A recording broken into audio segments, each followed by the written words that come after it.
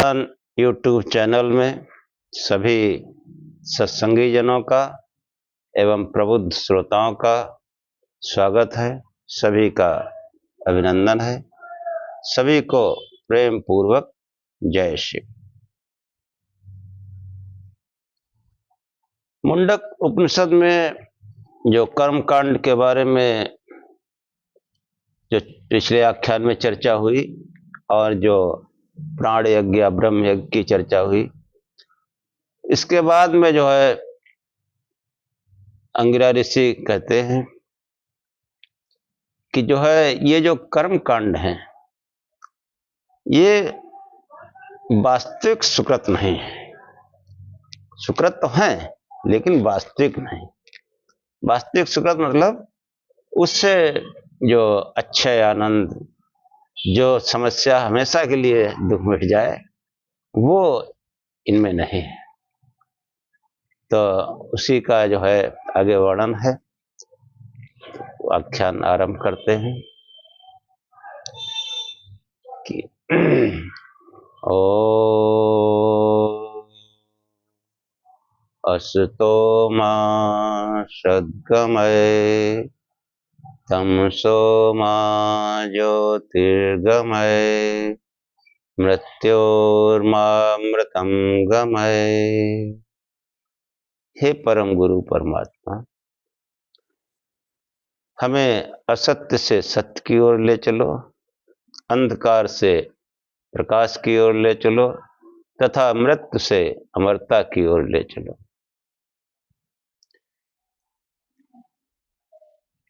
ये जो कर्म कांड है इसके विषय में मुंडक उपनिषद में मंत्र आया कि प्लवायते अद्रढ़ा यज्ञ रूपा अष्टादशोक्तम अवरम येषु कर्म एतच्छेयो ए विनन्दन्ति मूढ़ा जरा मृत्युम ते पुनरेवापि यान्ति।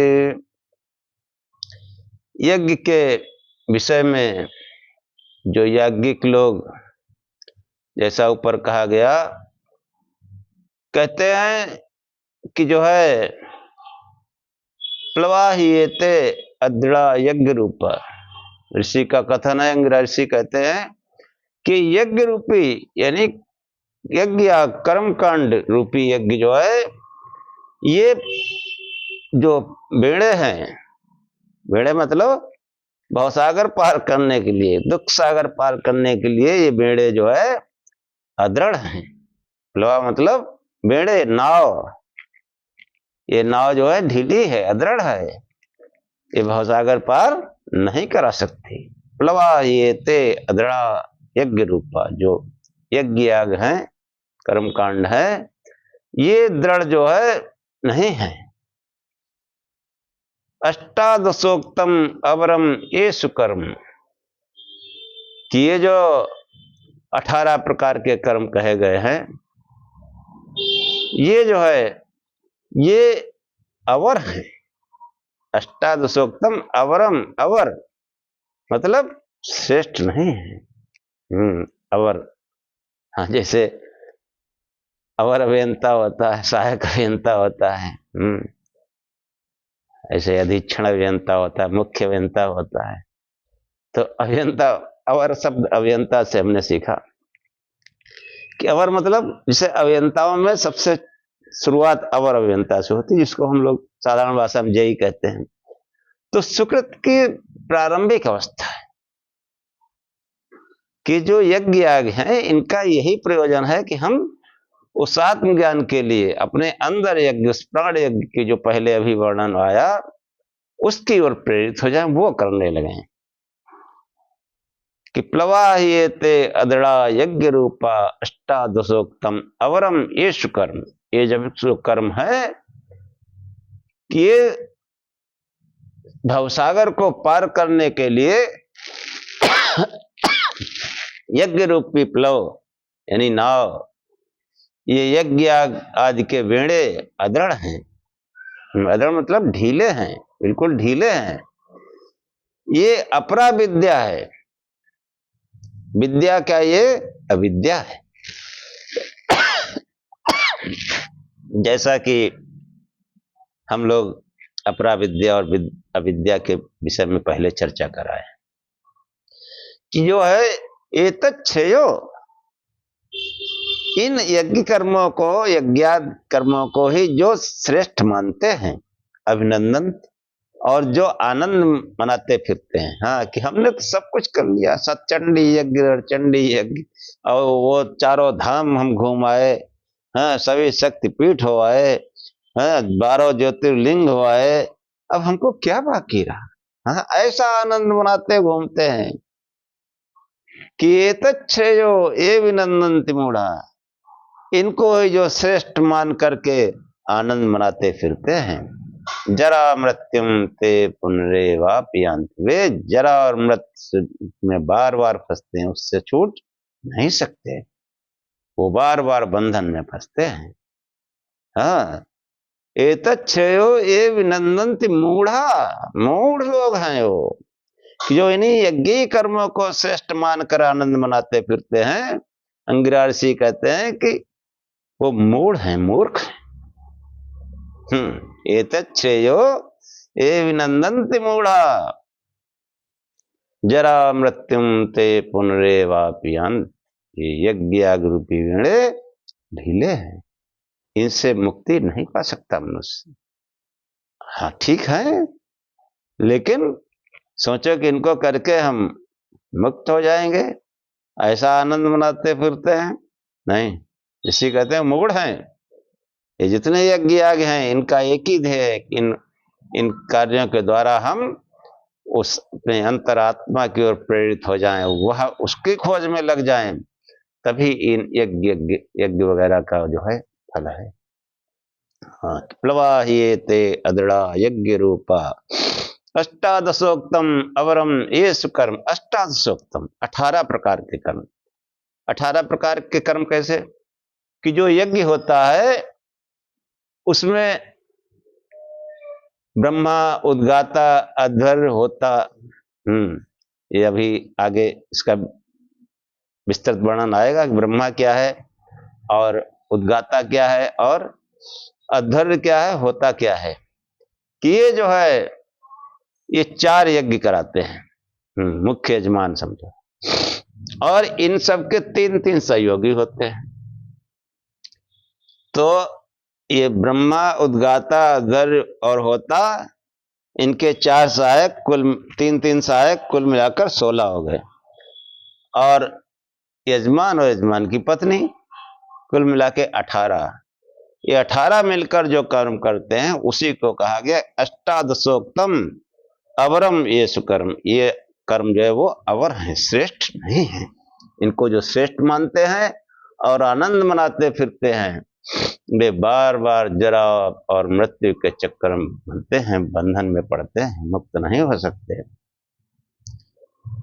तो ये जो है देखो, ये ऋषि का कहना है कि ये जो यज्ञ होता है बाहर, वास्तविक यज्ञ तो अंदर है। हाँ, अंदर का जो अध्यात्म में, जो पिंड में जो हो रहा प्राण यज्ञ, जिस प्राण यज्ञ की पहले हम चर्चा कराए हैं, वो है वास्तविक यज्ञ। उस यज्ञ में जो है ब्रह्मा के स्थान पर मन है।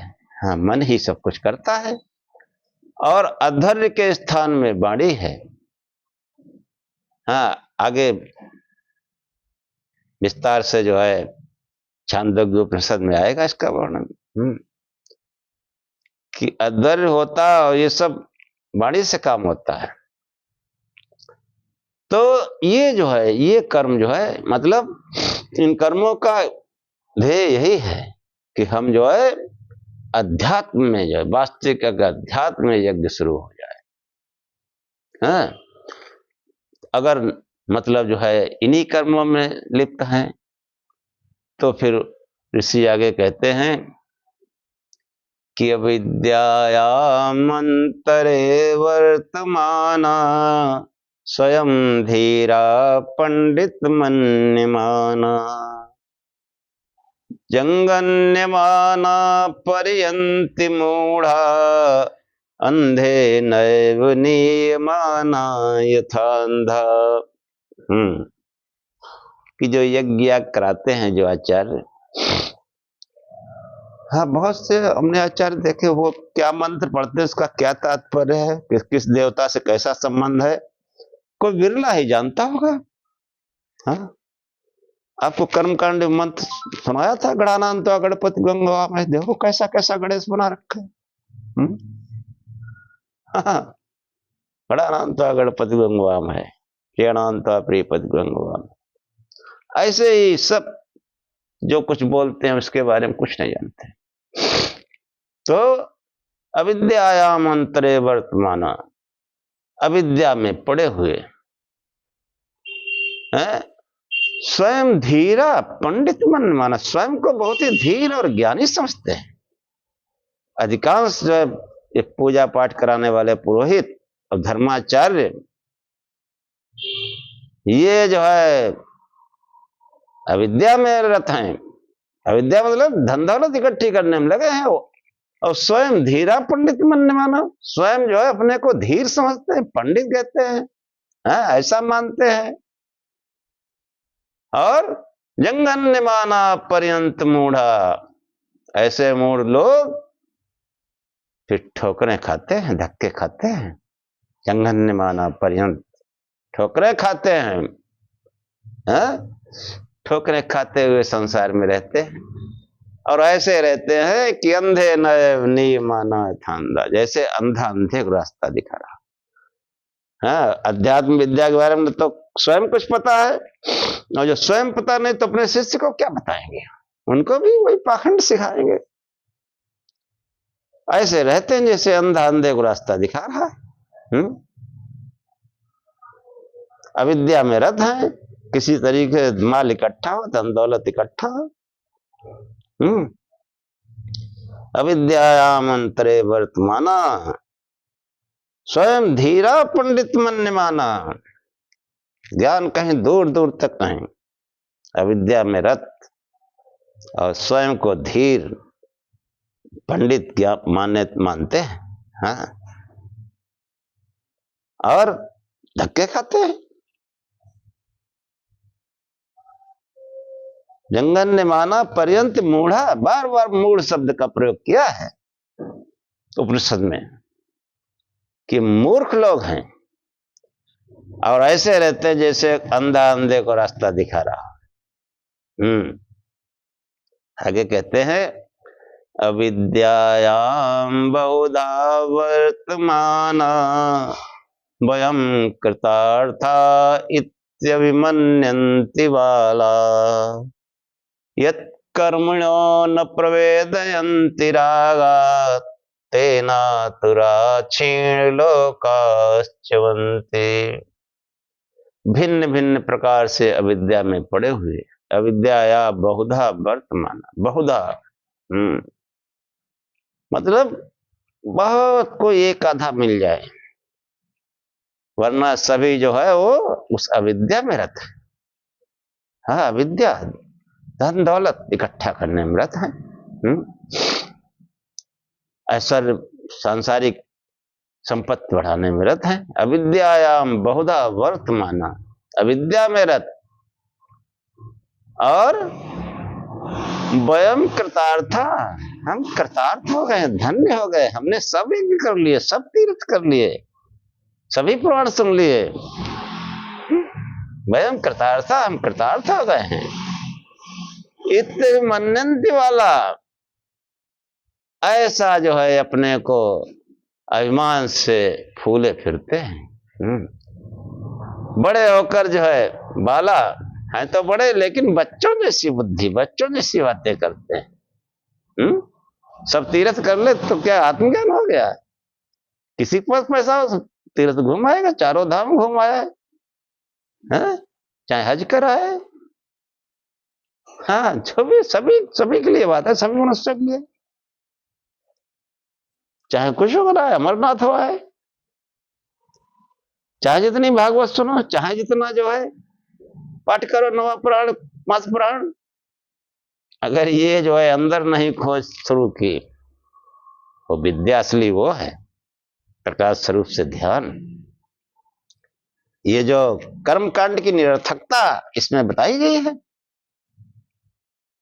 कि जो है अविद्यायाम बहुधाम वर्तमाना, ये सब कर्म कांडी हैं। ये धर्माचार्य ये भी अविद्या में वर्तमान है और बड़े अभिमान से बोलते हैं, बड़े ज्ञानी हैं हम। तो ज्ञानी किसी पेट फटता है, किसी का हवाई जहाज में एक्सीडेंट होता है, कोई सलवार कुर्ता पहन के भागता है, ऐसे ज्ञानी है। हाँ, अभिमान में भरे हैं। कहाँ गया अभिमान? हाँ? अरे पकड़ लेते पुलिस तो क्या होता? हाँ? छुड़ा लेते लोग, हंगामा खड़ा होता और मशहूर हो जाते हैं। लेकिन नहीं, मारे डर के जो है भागे। तो कहने मतलब कि विद्यायाम बहुधा वर्तमाना वयम कृतार्था, हम कृतार्थ हो गए। ऐसा बच्चों जैसी बुद्धि वाले जो है ये कर्मिणो न प्रवेदयंतरागा, इस जिस कर्म में प्रवृत्त होते हैं, इतना उसमें अनुरक्त रहते हैं, कुछ जानते नहीं हम क्या कर रहे हैं। हाथ जोड़े खड़े हैं, समझ ही नहीं रहे हैं कि क्या पढ़ रहे हैं। बाल समय रे बच्च लियो। सतयोजन ते आनंद की ना पवन सलिना, अनुरक्त है, पढ़े रहो, सब हो जाएगा काम। सूरज निकल गया, आदमी सूरज आदमी मन के वरदान देने आ गया। 1 महीने तक खड़ा रहा, चंद्रमा मुर्गा बोला। यही पढ़ते हैं रोज। यत कर्मणो न प्रवेदयंतरागा, हाँ, जिस कर्म में लगे हैं, हर मास पूर्णमासी गंगा स्नान जाते हैं, हाँ, नैमिष जाते हैं, चक्रकुंड में जाने, हाँ, वो वहां के आचार्य ने सिखा रखा है कि ऐसा करोगे मुक्त हो जाओगे।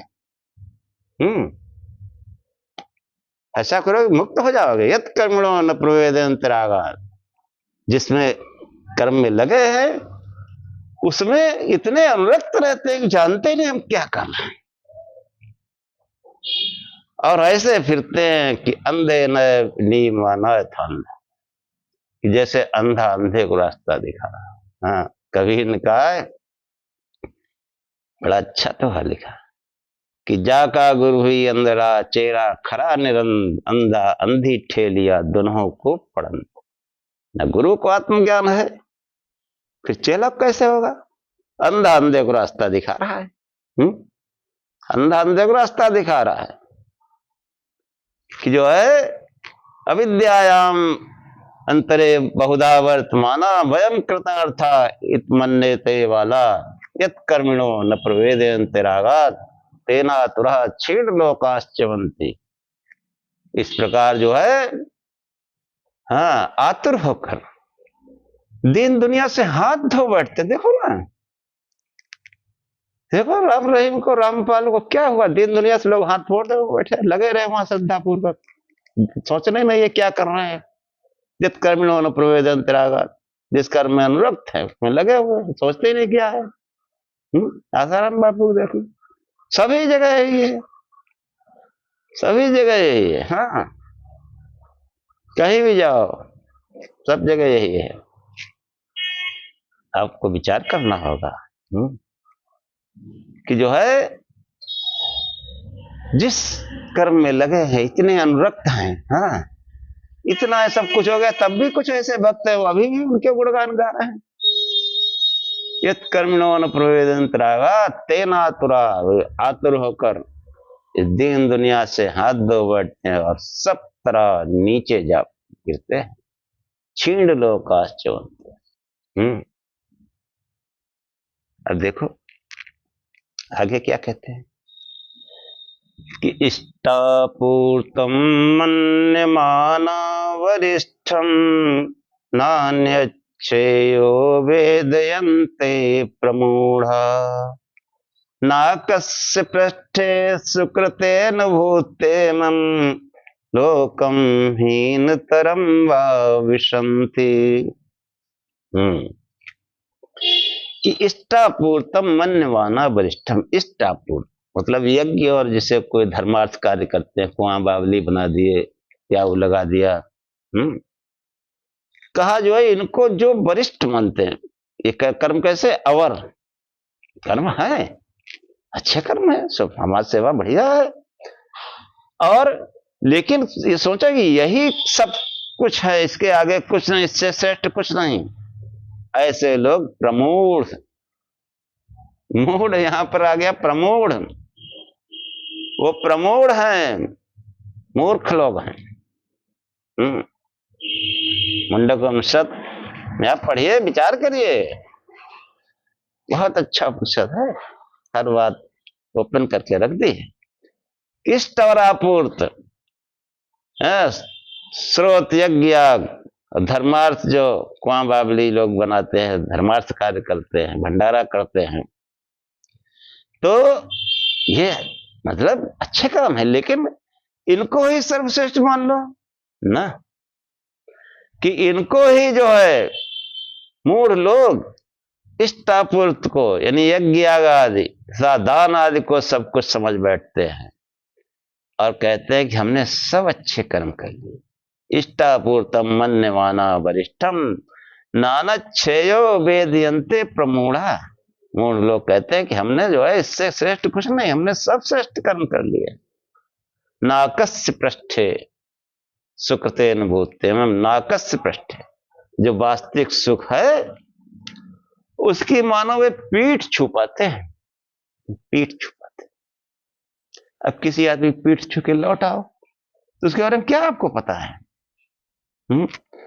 उसकी मानो पीठ छुपाते हैं, और नाकस्य पृष्ठे सुकृतेन भूतेम लोकम हीनतरम भाविषन्त, और फिर हीनतर लोगों को आप पहुंचते हैं, क्योंकि यज्ञ वास्तविक सुकृत नहीं है, वास्तविक सुकृत नहीं है, सुकृत है लेकिन वास्तविक सुकृत नहीं। वास्तविक सुकृत जो है, हाँ, वास्तविक सुकृत देखो कौन किसको कहते हैं। अब वास्तविक सुकृत सुनिए, अब ये कर्म कांड जो है, अविद्या की बात हो गई, अपरा विद्या की, विद्या की बात देखो कि तपा श्रद्धे ही उपवसन्त्यरण्ये शांता विद्वांसो भयचर्यां चरन्ता सूर्यद्वारे ते बिरजा प्रयान्ति यथामृता पुरुषो हि अव्यात्मा। कि जो है वास्तविक सुकृत कौन करता है वो इसमें बताया गया कि तपः श्रद्धे ये ही उपवसंत अरण्य, जो तप और श्रद्धा पूर्वक, तप और श्रद्धा पहले ही बताया जा चुका है।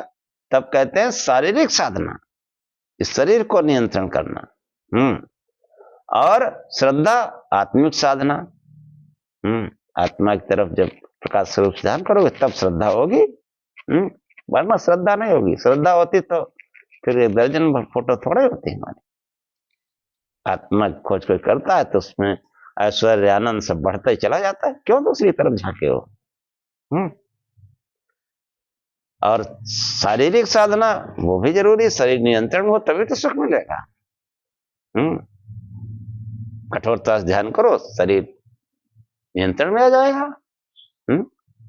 मन बुद्धि चित्त अहंकार सब, इंद्रियां सब कंट्रोल में होंगी, पूरा सब कंट्रोल इस शरीर का स्वामी होगा। मनीषी मन का स्वामी होगा। कि शारीरिक साधना जो है उसका नाम है तप। तप का जो है पतंजलि ऋषि ने लिखा है अपने उसमें, तप का फल क्या होता है? कायेंद्रिय सिद्धि अशुद्धि क्षया तपसा। कि काया यानी शरीर और इंद्रियां, इंद्रियां जब भी हम कहते हैं तो जब वेदों की और वैदिक साहित्य की बात होती है, इंद्रियों में मन को भी आप सम्मिलित करें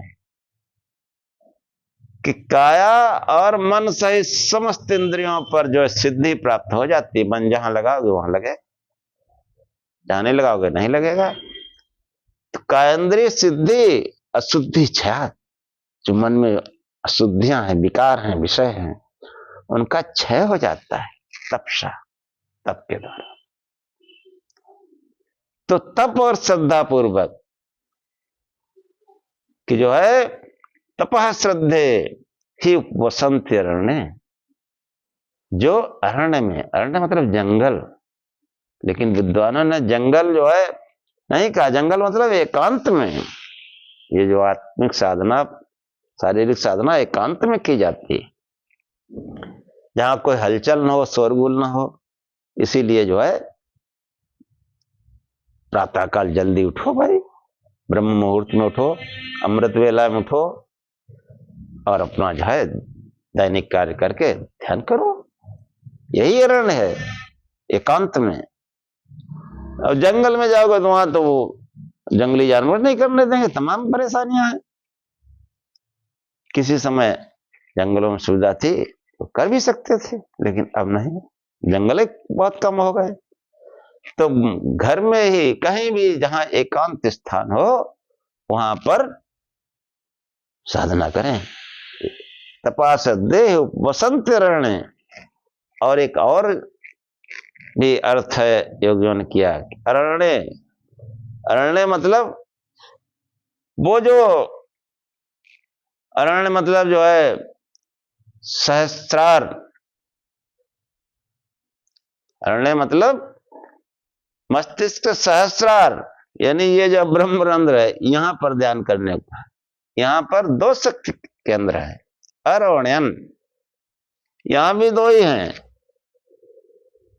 ये जो अरण्यन, इन दो शक्ति केंद्रों में ध्यान करना, बसना। हाँ, ध्यान करना मतलब जिस चीज का हम ध्यान कर रहे हो वहीं बसे हुए हैं। संसार में जिसे किसको भी ध्यान करो आप। घर में बैठे ऑफिस का ध्यान है तो ऑफिस में है आप, ऑफिस में बैठे घर का ध्यान है तो घर में है, दुकान का ध्यान है दुकान में बैठे, आधी रात में दुकान खुली वैसे ही दिख रही है, बैठे देख रहे हैं, ऐसा होता है। ऐसे ही जब इन शक्ति केंद्रों में, आज्ञा चक्र में या ब्रह्मरंध्र में, दो ही जगह ध्यान करने का प्रावधान है, ब्रह्मरंध्र में और आज्ञा चक्र में। इसमें जब जो दो शक्तियां इनमें बसते हैं, हाँ, अरण्य मतलब इन दो शक्ति केंद्रों में जो है वास करना, इनका चिंतन करना। तपा श्रद्धे वसंत अरण्य मतलब इस प्रकार से जो साधना करते हैं, शांता, शांत होकर, शांत चित्त से, विद्वान पुरुष, हाँ विद्वान पुरुष, वो सब इधर उधर सोच समझ के जुटता है ध्यान में, तब वो श्रद्धा पूर्वक, कि तपा श्रद्धे उपसंत अरण्य शांता विद्वांसो भयचर्याम चरण। भयचर्याम चरणता मतलब त्यागमय जीवन। भिक्षाव्रत मतलब भोजन मिल गया, हाँ हमारी आवश्यकता पूरी, बस ज्यादा सांसारिक पदार्थों में लिप्त नहीं होता, त्याग पूर्वक रहता। इच्छाव्रत मतलब त्यागमय जीवन। इस प्रकार जो है जो विचरण करते हैं, तपा श्रद्धे उपसंत अरण्य शांता विद्वांसो भयचर्याम चरंता, कि जो है जो शांत चित्त विद्वान, भिक्षाव्रत से, अरण्य मतलब जंगल में, एकांत में, अरण्यन ब्रह्मरंध्र आज्ञा चक्र, इनमें ध्यान करते हैं, इनमें बसते हैं। और वो भिक्षाव्रत से जीवन निर्वाह करते हुए, त्याग में जीवन जीते हुए, तब यानी शारीरिक साधना और श्रद्धा मतलब आत्मिक साधना पूर्वक रहते हैं। वो उनका क्या होता है कि सूर्य द्वारे ते बिरजा प्रयाण। सूर्य द्वार मतलब सूर्य जो है शुद्धता का प्रतिनिधि है, कि कहीं भी अशुद्धि हो सकती, सूर्य में नहीं हो सकती। हाँ, उसका एक प्रतीक हमारे पास में अग्नि है, कि अग्नि में कोई चीज डालो शुद्ध हो जाएगी, वो लोहा डाल दो जितना उसका गर्दा गुब्बारा छट जाएगा। ऐसे ही जब अग्नि स्वरूप को ध्यान करता है तो जो अभौतिक अग्नि इस पिंड में प्रकट होती है, भौतिक अग्नि धुआं रहित, उससे समस्त विकार नष्ट हो जाते हैं। आत्मिक साधना, तप और श्रद्धा। शारीरिक साधना और आत्मिक साधना, ध्यान पूर्वक प्रकाश रूप से ध्यान करने में दोनों ही साधनाएं हो जाती, कठोरता से ध्यान करो। तो इस प्रकार जो है रहते हैं वो विशुद्ध विलक्षण शुद्धता के मार्ग, शुद्धता मतलब विलक्षण शुद्धता के मार्ग पर चल देते हैं। सूर्य द्वारेण ते बिरजा प्रयंत, बिरजा और सर्वथा शुद्ध होकर, बिल्कुल निर्मल होकर, सब मलों से रहित होकर, शुद्ध होकर, बिरजा प्रयांति, वहां पहुंचते हैं। प्रयांत मतलब वहां पहुंचते हैं। हितामृता पुरुषो यभ्यमात्मा, जहां वो जो है अव्यय आत्मा अमृत पुरुष है, उस अमृत पुरुष को प्राप्त कर लेते हैं, और अमरता के स्वामी को प्राप्त कर लेते हैं। तो देखो ये जो है कैसा सुंदर वर्णन है कि उधर विद्या और इधर अविद्या, दोनों का जो है इसमें वर्णन है। तो ये जो है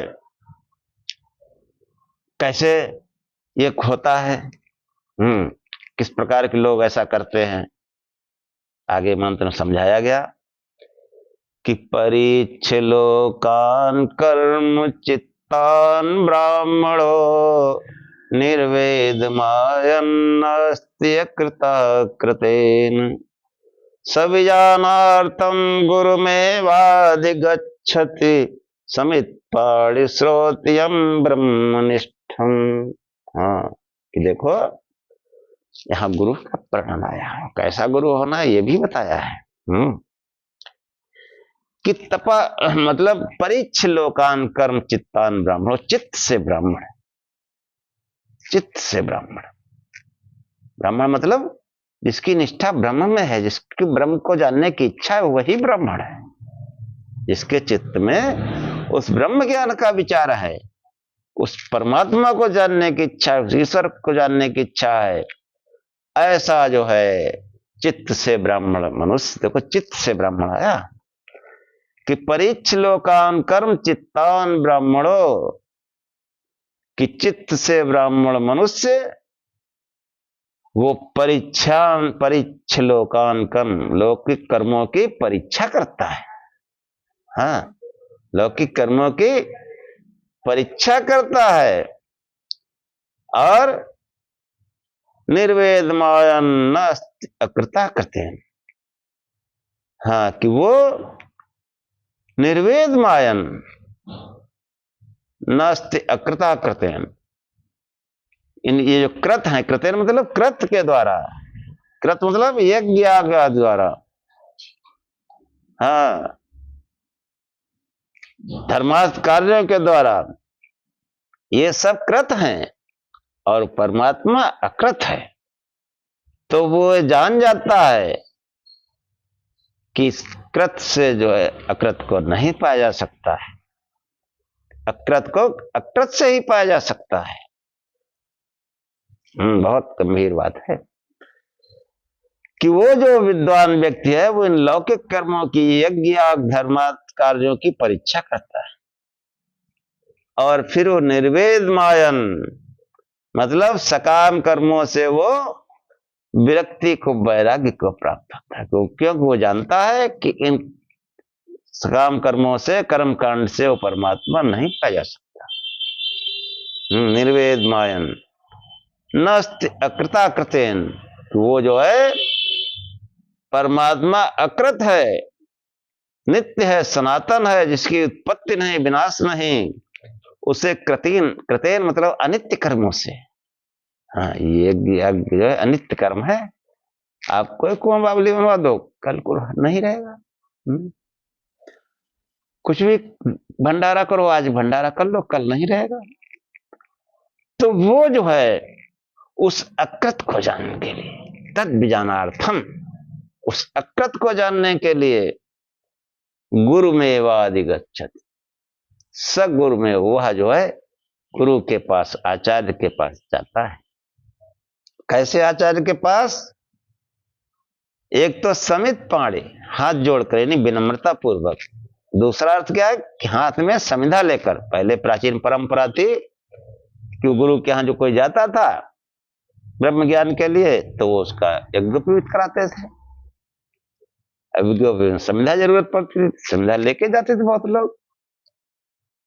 और श्रद्धा पूर्वक दोनों ही अर्थ हैं कि सब जानार्थम गुरुमेवाधिगच्छत समित पाणी श्रोतियम ब्रह्मनिष्ठम। कैसे गुरु के पास जाता है? जो श्रोती हो, मतलब श्रुत का, वेदों का उपदेश करता, वेद ज्ञान की चर्चा करता।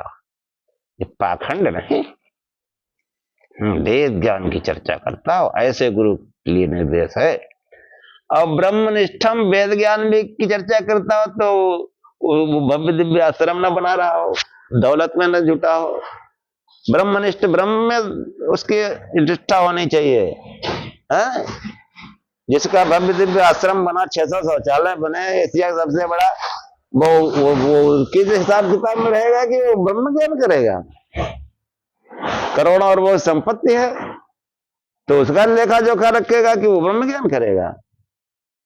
और वही लेखा जोखा करते हैं कि आ गए, उनको दिखा दिखो कैसे उनसे पैसा ले लेना, ठग लेना। कोई जो है चाहे सांसारिक व्यक्ति, अब यहाँ सब श्रद्धावान है, आए हैं भाई गुरु जी का खुद देव, और वो भी शकल देख लेते हैं, पहचान लेते हैं कितना खर्च कर सकता है, उसी हिसाब से उसको बताते हैं 3 झाम। पैसा लेना है तो ब्रह्मनिष्ठ है। अरे पैसे में इसकी निष्ठा है, वित्त में निष्ठा है, वित्त निष्ठा है कि परीक्ष लोकान कर्म चित्तान ब्राह्मणो निर्वेद मायन नस्त्य कृताकृतेन सब जानार्थम गुरुमेवाधिगच्छत समित पाणी श्रोत्यम ब्रह्मनिष्ठम। इसीलिए गुरु के नाम पर ठगे जाते हैं लोग, वास्तविक गुरु मिलता नहीं है। और आपकी इच्छा होगी, जैसा विचार होगा, हमारे अंदर भी पाखंड का विचार है कि हम कहेंगे हमारे गुरु जी बहुत भारी हैं। हाँ, यही दिखाने के लिए गुरु करते हैं। चले गए साल में एक आध बार 2-4-5 हजार खर्च कर, क्या फर्क पड़ता, बड़े आदमी। छोटे आदमी भी उनके देखा दुखी जाते हैं, वहां मजदूरों से बदतर उनके साथ व्यवहार होता है। फिर भी हाँ लगे, यत् कर्मणो न प्रवेदन्ति, जिस कर्म में लगे इतना अनुरक्त है, सोच नहीं क्या कर रहा है कि जो है पहले तो अपने चित्त में विचार हो कि हम चाहते क्या है। अगर कोई ब्रह्म ज्ञान चाहता है तो जान जाता है कि एक लौकिक कर्म की परीक्षा करता है, तो जान जाता है कि उस परमात्मा अकृत है, अकृत को कृत से नहीं पाया जा सकता है। और देखो ध्यान है, ध्यान क्या है? अकृत है कि जो हमारे हाथ पर उनको भी रोक रखा, इंद्रियों को भी रोक रखा है, मन को भी रोक रखा है। योग कैसे होगा? चित्त वृत्तियों का निरोध है, सब कुछ रोक दो, सब कुछ रोक दो, मतलब अब अकृत वाला काम कर रहा है। तो अकृत को अकृत से ही पाया जा सकता है। परीक्ष लोकान कर्म चित्तान ब्राह्मणो निर्वेद मायन नस्त्यक्ता कृतेन सब जानार्थम। उस अकृत को जानने के लिए वो ब्रह्मनिष्ठ श्रोती और ब्रह्मनिष्ठ गुरु के पास जाता है, श्रद्धा पूर्वक हाथ में समझा लेकर। और अब आगे वो कैसे गुरु उसको उपदेश करते हैं अगले आख्यान में बताएंगे, इसको यहीं तक रखते हैं। ओम सहनाववत् सहनौ भुनक् सह वीर्यं करवावहे तेजस्विनावधीतमस्तु मा विद्विषावहे। हे परमात्मा, हम दोनों श्रोता और वक्ता की साथ साथ रक्षा करें, हम दोनों की साथ साथ पालना करें, और हम दोनों साथ साथ पराक्रम करें। हमारा पढ़ा पढ़ाया, सुना सुनाया एक साथ तेजस्ता को प्राप्त हो, इस संसार में फैले। हम आपस में द्वेष न करें। हे परमात्मा, हम श्रोता और वक्ता दोनों को दैहिक, दैविक, भौतिक तीनों प्रकार की शांति प्राप्त हो। जय शिव।